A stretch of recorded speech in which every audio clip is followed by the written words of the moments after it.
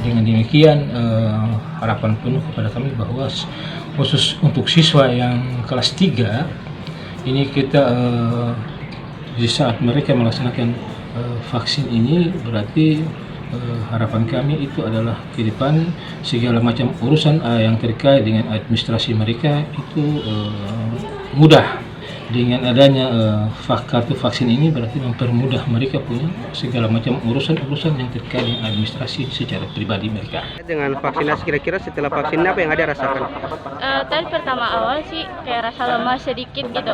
Selesai itu saya masih biasa aja begitu. Harapannya ya mudah-mudahan selesai misalnya semua ada yang vaksin gitu terbebas dari COVID gitu. Harapan saya semoga tidak ada yang terkena penyakit lagi. Setelah merasakan vaksin, setelah melakukan vaksin apa yang ada rasakan?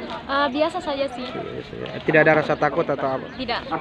Memang sebelumnya tidak ada rasa takut sama sekali? Iya, tidak ada.